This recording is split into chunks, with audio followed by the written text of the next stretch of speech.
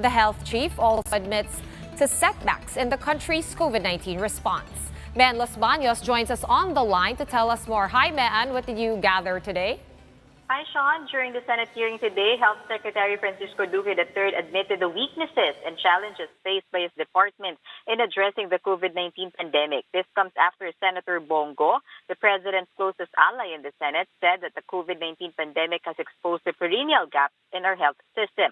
Among those are the gaps in the country's testing capacity. He also pointed out the lack of quarantine facilities and the procurement of personal protective equipment. When it comes to building testing facilities, Duque said they had to prioritize NCR as it has been the epicenter of the disease.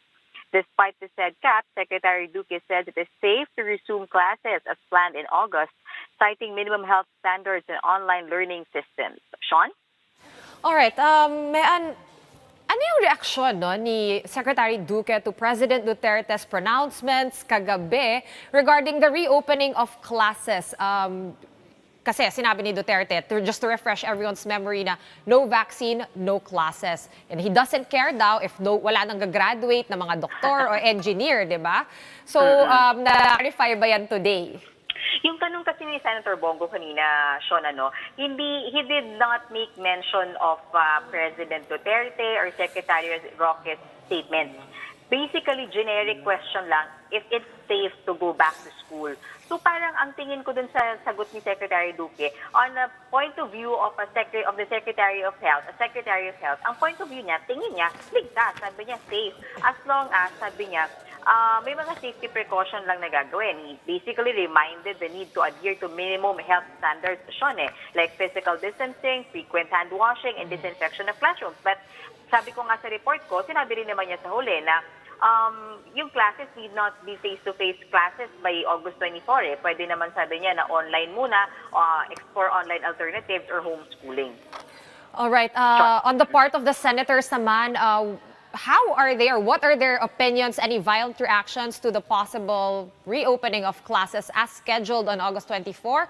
May mga violent reactions, may mga supporters, kasi marami sa kanila ay parents of, of school children.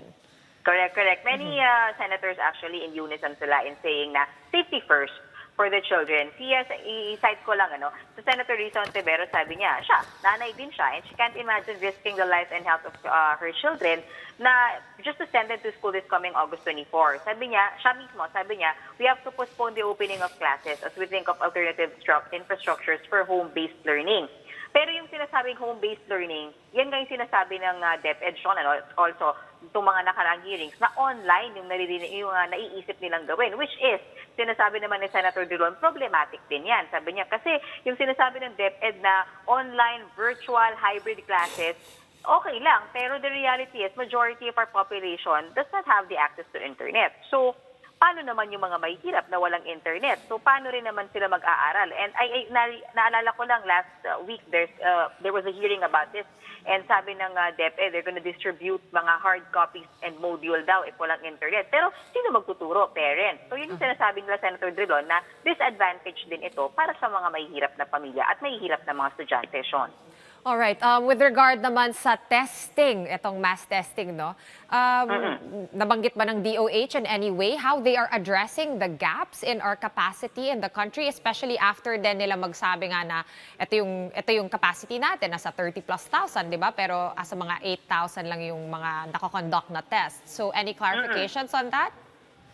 Testing laboratories kasi talaga yung kulang, Sean, Pero nung diretsahang tinanong ni Senator Bongo sa Secretary Duque, meron na ba sa lahat ng regions na testing facility?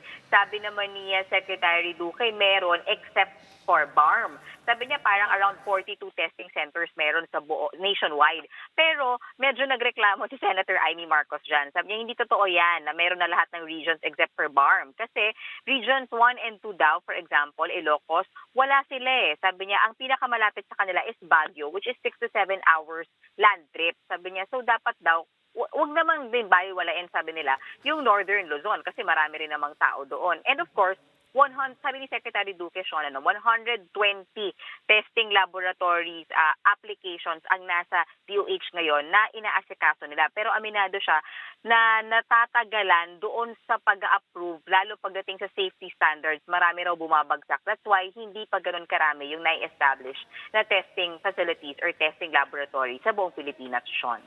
All right, maraming salamat, Melis Baños, for those updates. Meanwhile, here are other stories we're keeping our eyes on. The GSIS, or Government Service Insurance System, has shelled out some 3.8 million pesos in emergency loans to active members and old age pensioners. Meanwhile, more than 2,800,000 employees have so far benefited from the government's 51 billion pesos small business wage subsidy program. And those are, of course, according to President Duterte's 9th weekly report to Congress.